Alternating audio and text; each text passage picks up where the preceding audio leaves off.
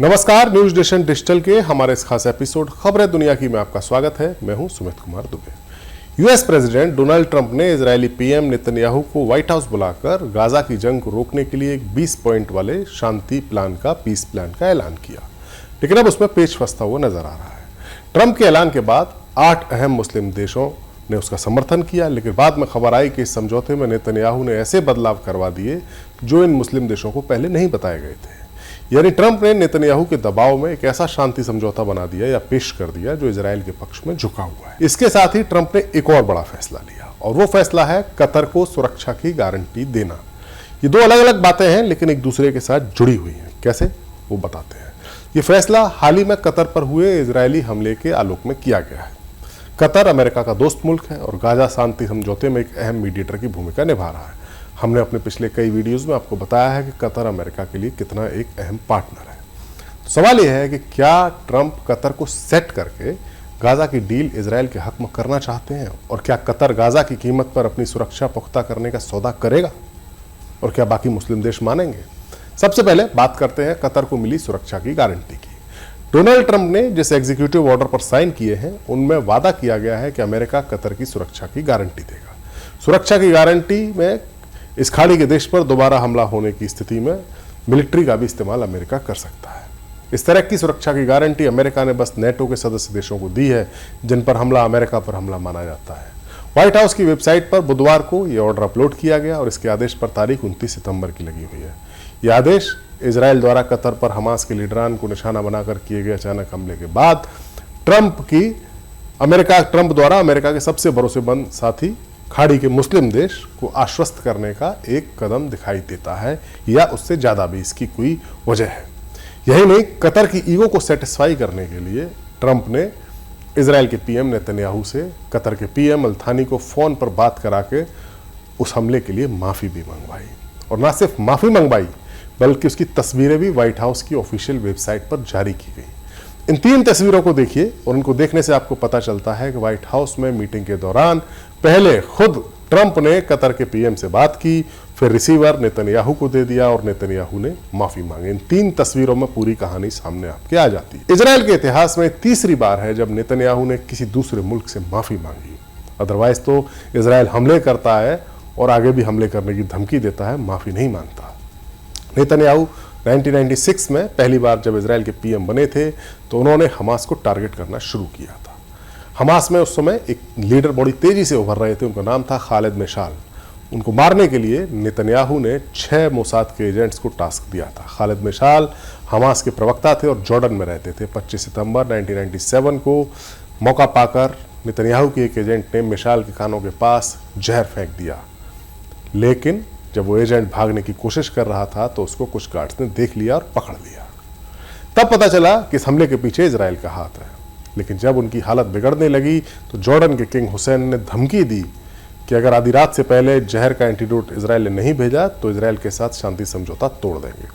याद कीजिए, इजराइल के खिलाफ पहला और दूसरा अरब इजराइल युद्ध जॉर्डन ने छेड़ा था। जॉर्डन इजराइल का पड़ोसी मुल्क है और 2 युद्ध लड़ चुका है। इसके बाद अमेरिका के कहने पर दोनों में शांति समझौता हुआ था। जब जहर देने वाले मोसाद के एजेंट को फांसी पर लटकाने की धमकी भी दी गई। अमेरिका ने दबाव डाला और मजबूर होकर इजराइल ने न सिर्फ एंटीडोट भेजा बल्कि कई फिलिस्तीनी कैदी भी छोड़े। 2 महीने बाद नेतन्याहू जॉर्डन गए, जहां पर किंग हुसैन से उन्होंने माफी मांगी। ये पहली बार था माफी मांगने का वाकया। हाँ, उसी वक्त खालिद मेशाल को जिंदा शहीद का नाम भी दिया गया था क्योंकि वो बच गए थे। साल 2010 में इजराइल ने गाजा की नाकेबंदी की थी। कोई सामान आना लाना ले जाना बिना इजराइल की मर्जी के नहीं हो रहा था। तब कुछ एनजीओज ने गाजा में मदद पहुंचाने के लिए गाजा फ्लोटिला प्लान बनाया, जिसमें जहाज़ों की मदद से जहाज़ों से के जरिए गाजा में मदद पहुंचाई जानी थी। सबसे बड़ा जहाज जो मदद ले जा रहा था वो था टर्की का जहाज MV मावी मारमरा। इजराइल ने गाजा के तट से तकरीबन 125 किलोमीटर पहले उस पर हमला कर दिया। टर्की के 9 लोगों की मौत हुई, 7 इजरायली फौजी भी मारे गए। इस घटना के बाद टर्की और इजराइल के ताल्लुक बहुत खराब हुए थे। इस घटना के 3 साल बाद 2013 में जब अमेरिका में बराक ओबामा प्रेसिडेंट थे, तब उन्होंने मीडिएशन किया और नेतन्याहू ने टर्की के पीएम, उस वक्त के पीएम एर्दोगन से फोन पर बात करी और माफी मांगी। अब तीसरी बार इजराइल ने कतर से माफी मांगी और ये कतर का रुतबा बढ़ाने वाली बात है, इसमें कोई शक नहीं है। लेकिन सवाल अभी वही है कि क्या कतर अमेरिका के इन एहसानों के बदले या अपने ईगो को सेटिस्फाई करने के बदले गाजा का सौदा कर लेगा? क्योंकि जो रिपोर्ट्स आ रही हैं, समाचार एजेंसी एएफपी की एक रिपोर्ट है, उसके मुताबिक हमास के लीडर्स ने डोनाल्ड ट्रंप के गाजा शांति योजना में जो उनको अनाम करने का, उनको निरस्त्रीकरण का जो प्रावधान किया है, उसमें उन्होंने संशोधन की मांग की है, यानी हथियार डालने का। हमास के जो वार्ताकार हैं, जो बातचीत में हिस्सा लेने वाले लीडरान हैं, उन्होंने मंगलवार को दोहा में टर्की, इजिप्ट और कतर के लीडर से मुलाकात की और इस दौरान ट्रंप की 2 शर्तों पर अपनी नाराजगी या असहमति जताई और उनमें बदलाव की बात कही। हमास अपने गुट के निरस्त्रीकरण का मतलब समझिए कि हमास का हथियार रखना, यानी हमास के पास कोई हथियार नहीं रहेगा, वो होता है निरस्त्रीकरण। तो हमास अपने निरस्त्रीकरण और अपने लड़ाकों को गाजा से बाहर निकालने जैसे कुछ प्रावधानों में संशोधन चाहता है। इसके अलावा हमास के लीडर गाजा पट्टी से इजराइल की पूरी वापसी के लिए अंतर्राष्ट्रीय गारंटी चाहते हैं।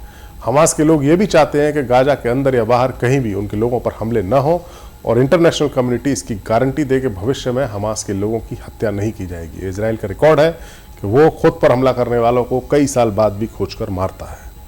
हमास के इस ऑब्जेक्शन के अलावा मुस्लिम देशों को भी समझौते में खोट नजर आने लगा है। क्यों? अमेरिका में कई सारी मीडिया रिपोर्ट्स आई हैं जिनके मुताबिक हमास को जो प्रस्ताव पेश किया गया था, यानी जो प्रस्ताव मुस्लिम देशों के जरिए हमास को दिया गया था और जो प्रस्ताव बेंजामिन नेतन्याहू और ट्रंप की मीटिंग के बाद अनाउंस किया गया, उसमें अंतर है और माना जा रहा है कि अंतर नेतन्याहू के दखल के बाद आया है। ऐसे में अब कतर, जो हमास का मुख्य मध्यस्थ है, इन बदली हुई शर्तों पर फिर से चर्चा की मांग कर रहा है। अमेरिका का मीडिया आउटलेट एक्सियोस, जो काफी अच्छी खबर देता है इस मसले पर, उसने खबर बताई है कि नेतन्याहू के दखल के कारण ही हमास के सामने जो समझौता है वो अमेरिका और अरब और मुस्लिम देशों के समूह द्वारा पहले तय किए गए समझौते से काफी अलग है। 30 सितंबर को 8 मुस्लिम देश और अरब देश मिलाकर Egypt, Jordan, Qatar, Saudi Arabia, UAE और टर्की और इंडोनेशिया और पाकिस्तान, इन सब ने एक ज्वाइंट स्टेटमेंट जारी करके इस योजना का समर्थन किया। लेकिन अगले ही दिन ये खुलासा हुआ कि हमास को जो शांति प्रस्ताव दिया गया उसके अहम हिस्से बदल दिए गए। इन बदलावों से कई मुस्लिम देश नाराज हैं। सऊदी अरब, इजिप्ट, जॉर्डन, टर्की के अधिकारियों ने इन बदलावों पर आपत्ति जताई है। एक्सियोस की रिपोर्ट में यह भी बताया गया है कि कतर, जो कि सबसे मेन मीडिएटर है, उसने तो ये कोशिश की है कि व्हाइट हाउस इस योजना को पब्लिक ही ना करे, सार्वजनिक ना करे, ताकि विवाद ना बढ़े, लेकिन ट्रंप सरकार ने इसे जारी कर दिया और मुस्लिम देशों को मजबूरी में समर्थन करना पड़ गया। अब देखना होगा कि ये मुस्लिम देश और खासतौर से कतर ट्रंप के शांति प्रस्ताव पर क्या फैसला लेते हैं और क्या कतर अपनी सुरक्षा की गारंटी के बदले गाजा को ट्रंप या नेतन्याहू के हवाले करता है।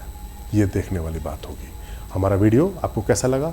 कमेंट सेक्शन में जाइए और अपनी राय हमें जरूर दीजिए। नमस्कार।